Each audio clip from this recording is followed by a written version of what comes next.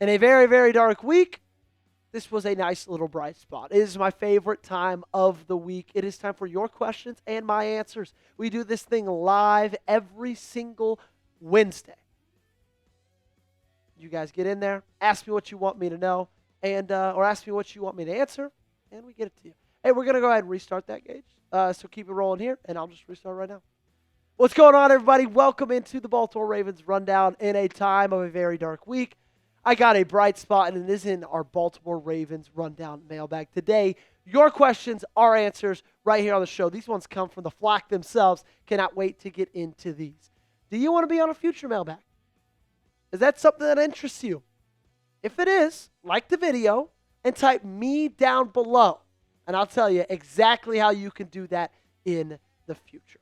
Coming up with our first question. Mike Nintendo Master asks, who needs to step up on defense to get the win? Kyle Hamilton needs to step up big time. Odafe Owe needs to step up big time.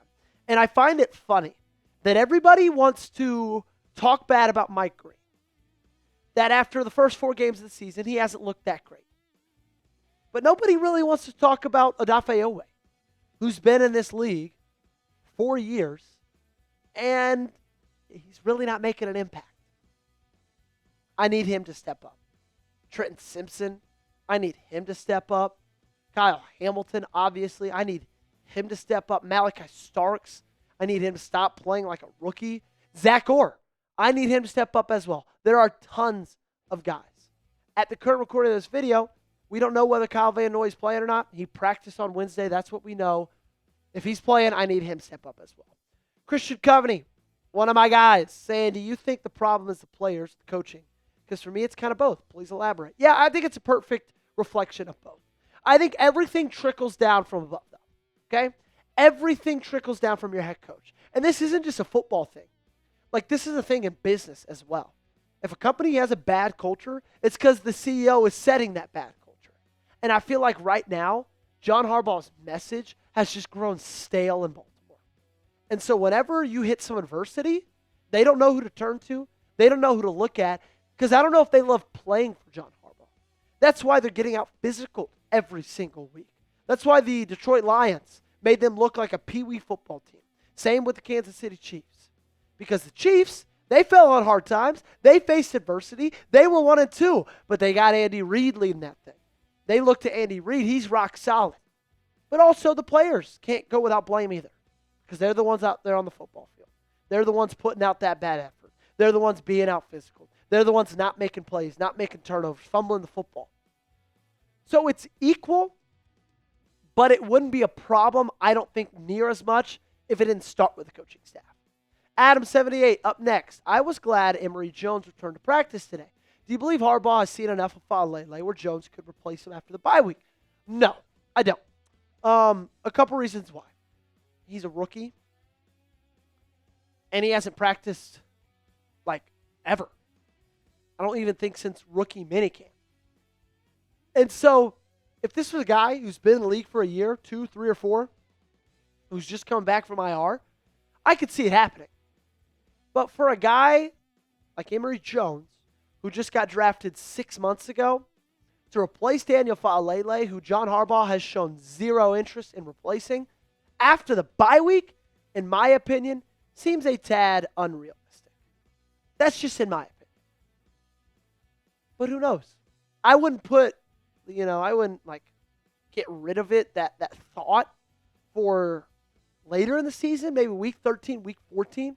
But this early into Jones coming back, no way. Moggs coming up next. With the NIL deals helping players to avoid futures being demolished by injuries, I say limit guaranteed money in contracts to 1 to 2 players max to keep from seeing. What's your thoughts, JP? Is this I'm guessing we're talking about NFL players. It just gets a little confusing with NIL deals. Guarantee, because there's no guaranteed money in college football. The thing is the players are never going to go for that. And the players, as of right now, they run the sport. The NFL Players Association runs this sport, this league. So they're not going to go for only 1 to 2 years of guaranteed contracts because guaranteed money is how they make their money. Guaranteed money is how they can guarantee themselves getting paychecks even if they're injured, even if this or even if that. So, I don't think they'd ever go for that. But that's a fair question. But to answer it plainly, I don't think so. Coming up next, we got Joey Aguilar's season. Let's go Vols, baby. Should the Ravens sign Kendall Fuller? Free agent cornerback at the current recording of this video. He is still a free agent cornerback. I would call him. Like, what's so wrong with that? You called Eric Kendricks. He visited. You offered him a practice squad spot. He said no. A little bit embarrassing on your part. But still, like, why not just call his representation?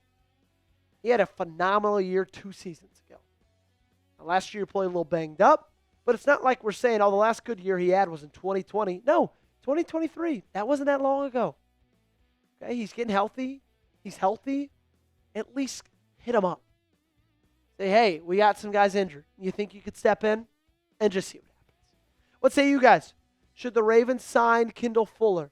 Give me a yes or give me a no in the comment section down below. Weigh in with your answer. Up next, coming from Yaml, what will it take for Harbaugh to bench Falele? Good question. I think it would take him, and remember the Titans when Sunshine, I believe it was told, who was it? He told Louis Lastic, this is it. Okay. And remember the Titans. Sunshine told Louis Lastic, hey, let him through, right?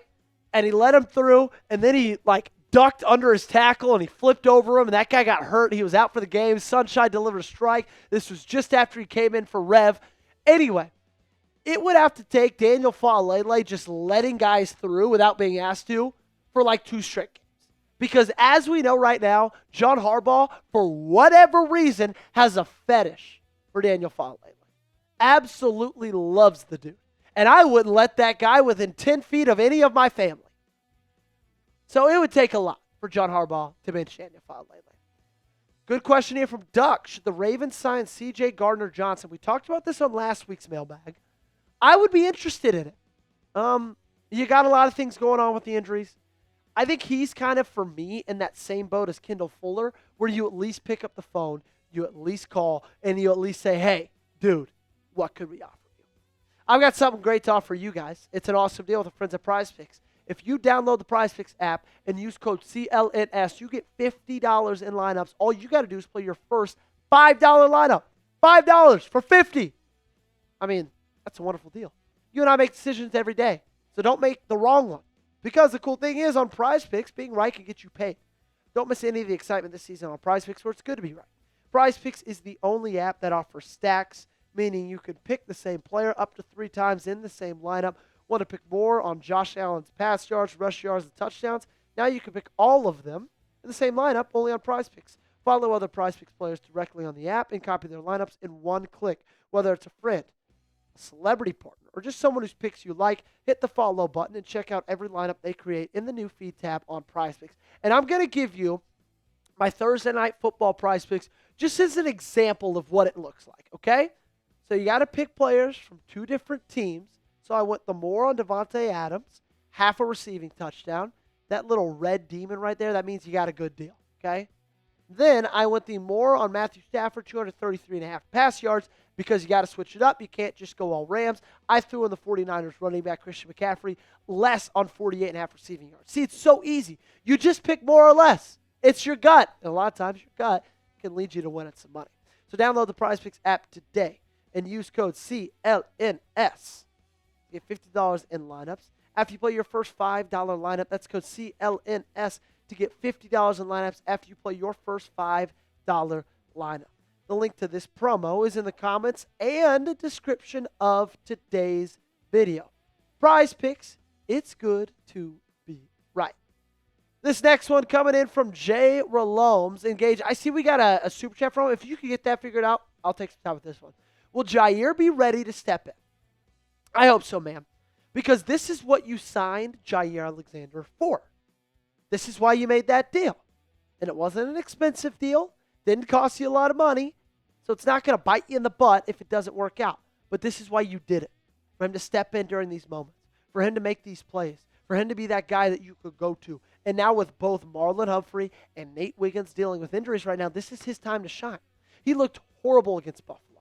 Like one of the worst cornerbacks I've ever seen in my entire life. And that's not an exaggeration, okay? That's like legit, I'm being serious with you. But now, he's got a chance to redeem himself. I think they rushed him into it a little bit. He went like almost a month straight without practicing from the beginning of August to the end of August, beginning of September. And so, in my opinion, he just wasn't ready. I don't think he was feeling healthy enough. I don't think he was healed enough. I also just don't think he had spent enough time in Baltimore yet. So now, I hope he's ready to step in. Carl Knight, what players in three-player Ravens need to be in the trade talk, and do you keep Harbaugh? Okay, so I'm just going to say what three players the Ravens need to trade for. I think that's what I'm kind of translating this to, Carl. I would love for them to give a call to Jeffrey Simmons. I would love for them to give a call to Dexter Lawrence or Quinnen Williams. Heck, those are my three right there. I also wouldn't mind them giving a call to Kayvon Thibodeau. I also wouldn't mind them giving a call to a guy like Reek Woolen of the Seattle Seahawks, cornerback there, okay? It's been pretty known that Seattle is interested in trading him. So, those are three guys. Up next, Jeremy Loams with $5 Super Chat. Should we have a 1-2 punch in running back with Henry and Hill or Mitchell, like with Henry and Hill, or Mitchell, like the Lions with Demo and Gibbs? Okay, I got it. Sorry. Jeremy Loams, a little bit slow there. Yes, I think we should, especially with Henry's age, especially you want him to have a little bit more longevity. I would love a 1-2 punch with Derrick Henry and Keaton Mitchell. But for some godforsaken reason, they don't want to play Keaton Mitchell this year. I don't know why. I'm never going to understand it. They're not giving us straight enough answers. None of their answers are making sense. And I feel like that could be your own Sonic and Knuckles, right? Derrick Henry's the Knuckles. He's more of the every down back. But every now and then you throw Keaton Mitchell in there and he's, boom, lightning down the field. Poe is a go for our last question. Who are your top free agent targets for the Ravens? Good question, Poe. There's a lot that I wouldn't mind at least calling, kind of like Kendall Fuller. I'm going to give you 5. Shaq Mason, interior offensive lineman. Now, he's not the best. There's a reason all these guys are free agents. But I think if Daniel Faalele keeps doing what Daniel Faalele does, it can't get much worse. On the interior of your defensive line, I think Neville Gallimore is worth at least a call. He had some good years with the Dallas Cowboys. Most recently, I believe, was with the Indianapolis Colts. Eric Kendricks, I know you brought him in for a visit and you tried to sign him the practice squad and he said no. Just stop being cheap. Just offer him something, okay? Offer him a contract. Like, get him on the team. You don't have time to mess around. Justin Simmons, another guy. I think at this point he'd be extremely cheap. I'd like the help in the safety room, especially with Malachi Starks not really playing up to snuff. And then number 1, I think Stephon Gilmore. I just think where you are in this season, you need a guy with incredibly high IQ, and that is Stephon Gilmore. Is he the most athletic cornerback in the world? No. Is there a chance I could beat him in a 40-yard dash? Yes. But he's a guy who's been in this league a very long time.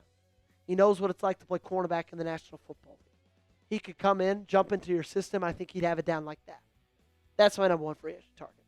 Who is on your list? You let me know. Top free agent targets for the Ravens. Get down in that comment section and give me your answer. And that's going to do it for today's program. Make sure you got me on social media, Twitter, Instagram. Reminder, tomorrow we will be live, whether you want it or not. Ravens, Texans. It's going to be a time. That's all I can say. Hope to see you there.